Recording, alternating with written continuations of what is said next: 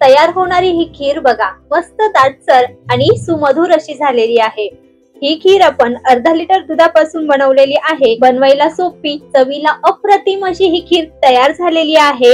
रंग बघा मस्त आलेला आहे, छान दाटसर झालेली आहे आणि विशेष म्हणजे 15 ते 20 मिनिटात बनवून ही तयार होते, त्यामुळे बनवायला देखील सोपी आहे। तर नमस्कार, तिखट पाहुणचार रेसिपीज मध्ये तुम्हा सर्वांचे मनापासून स्वागत। आज आपण अर्धा लिटर दुधापासून पितृपक्ष विशेष छान दाटसर आणि सुमधुर अशी तांदळाची खीर तयार करतोय। तर सुरुवातीला बघा, इथे अर्धा लिटर दूध हे गरम करण्यास ठेवलेलं आहे। दूध गरम होतंय तोपर्यंत इथे वाटीमध्ये पोहे खाण्याचा जो छोटा चमचा असतो त्याने मोजून 3 चमचे इतके बासमती तांदूळ घेतला आहे। तर इथे तुम्ही कुठलाही सुवासिक असा तांदूळ घ्या आणि तो पाण्याने सुरुवातीला स्वच्छ धुवून घ्या। पाण्याने स्वच्छ तांदूळ धुतल्यानंतर त्यातील पूर्णपणे पाणी हे निथळून घ्यायचं आणि पाणी निथळून झाल्यानंतर लगेच हे तांदूळ मिक्सरच्या भांड्यात घालायचे। तर इथे छोटा मिक्सरचा भांड घेतलाय, त्यामध्ये पाणी निथळलेला हा संपूर्ण तांदूळ घातला आणि झाकण लावून मिक्सरला पल्स मोडवर 2-3 वेळेस हा फिरवून घ्यायचा। तर बघा, ज्या पद्धतीची भगर असते ना, अगदी त्याच पद्धतीचं रवाळ असं टेक्स्चर ह्या तांदळाचं करून घेतलंय। तर ह्याच पद्धतीने धुतलेल्या तांदळाची इथे भरड तयार करून घ्यायची। तर एकीकडे सुरुवातीला दूध आपण तापत ठेवलं होतं, त्याला छान अशी उकळ आलेली आहे। तर आता गॅस बंद करायचा आणि उकळलेलं थोडंसं दूध एका वाटीत काढून त्यामध्ये 6 ते 7 केशरचे धागे घालायचे, म्हणजेच इथे आपलं केशरचं दूध देखील तयार होईल, जेणेकरून खिरीला मस्त असा रंग येईल। तर आता हे केशरचं दूध सुद्धा आपल्या एकीकडे तयार होत आहे। तर दुसरीकडे गॅसवर मध्यम आचेवर पॅन गरम करून त्यामध्ये 2 छोटे चमचे साजूक तूप घातलं। तूप हलकसं गरम झालं की लगेच यामध्ये आवडीनुसार ड्रायफ्रूटचे काप घालायचे। तर इथे मी काजू, बदाम आणि पिस्ता घातलाय। यामध्ये तुम्ही बेदाणे म्हणजेच मनुके आणि चारोळे देखील घालू शकता। तर हे ड्रायफ्रूट तुपामध्ये हलकेसे भाजून घ्यायचे, छान खमंग आणि कुरकुरीत करून घ्यायचे। फक्त याचा रंग हा बदलवायचा नाही आहे, त्याच रंगावर फक्त ते खमंग होईपर्यंत भाजून घ्यायचे आहे। तर सतत ढवळत व्यवस्थित हे मी भाजून घेतले। आता एखाद्या प्लेट मध्ये किंवा वाटीमध्ये हे काढून घेऊ आणि राहिलेले जे थोडंसं साजूक तूप आहे बघा, साधारणपणे चमचाभर साजूक तूप असेल, त्यामध्ये जी बासमती तांदळाची भरड करून घेतली होती मिक्सर मध्ये ती संपूर्ण घालायची।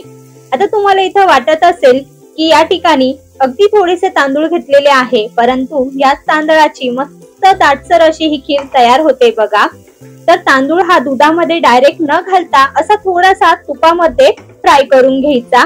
फ्राय केल्यानंतर हा तांदूळ मस्त असा तुपामध्ये भाजला जातो, त्यामुळे खिरीची चव सुद्धा बदलते आणि चवीला खीर ही अप्रतिम अशी होते। तर साधारणपणे अर्धा मिनिट भर मी हे तुपामध्ये छान असं भाजून घेतलं। आता यामध्ये जे गरम केलेलं दूध आहे ते घालायचं। फक्त दूध एकदाच न घालता गॅस बारीक करून दूध हे थोडं थोडं यामध्ये संपूर्ण अर्धा लिटर दूध ऍड करायचं। तर दूध हे संपूर्ण ऍड केलं। आता गॅसची फ्लेम मी पुन्हा मध्यम केलेली आहे। तांदूळ हा दुधामध्ये छान फुलेपर्यंत, त्याचा भात शिजेपर्यंत आपल्याला यामध्ये उकळून घ्यायचा आहे। त्यासाठी आता गॅसची फ्लेम ही पुन्हा एकदा मी कमी केलेली आहे आणि दुधाला बघा छान अशी उकळ आलेली आहे। तर आता यावर आपण झाकण ठेवूया आणि झाकण ठेवून कमी आचेवर फक्त 10 ते 15 मिनिटं छान शिजवून घेऊया।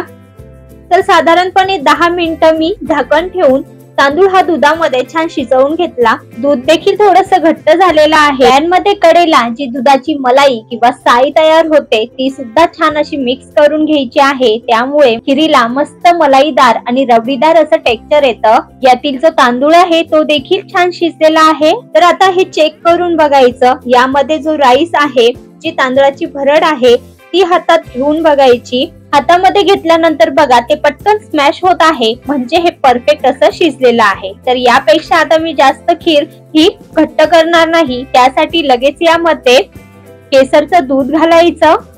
आवडीनुसार यामध्ये साखर घालायची।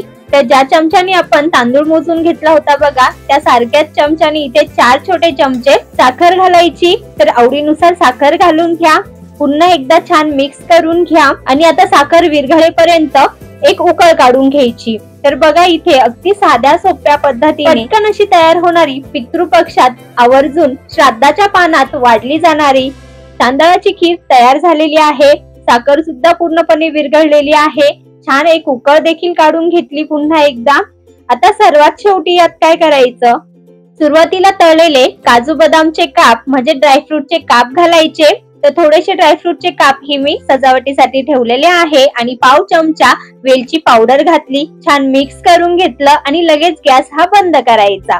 यापेक्षा जास्त ही खीर घट्ट करायची नाही, अशी थोडीशी पातळच ठेवायची, म्हणजे छान खाता खाता ही पिताही येते आणि पिता पिता खाता देखील येते। तर बघा इथे आपली श्राद्धाच्या पानात वाढली जाणारी पितृपक्ष विशेष तांदळाची खीर तयार झालेली आहे, जी की मी सर्विंग बाउल मध्ये काढून घेतली। तर ही खीर जास्तही घट्ट करायची नाही, कारण थंड झाल्यानंतर पुन्हा ही दाटसर होते। तुम्ही तुमच्या क्वांटिटी नुसार यामध्ये तांदूळ आणि दुधाचं प्रमाण वाढवू शकता। चवीला अप्रतिम, सुमधुर आणि दाटसर ही खीर तयार झालेली आहे। तर तुम्ही देखील करून बघा। रेसिपी आवडली असेल तर रेसिपीला लाईक करा आणि अशाच साध्या सोप्या झटपट रेसिपीज बघण्यासाठी आपल्या तिखट पाहुणचार रेसिपीजला सबस्क्राईब करा। धन्यवाद।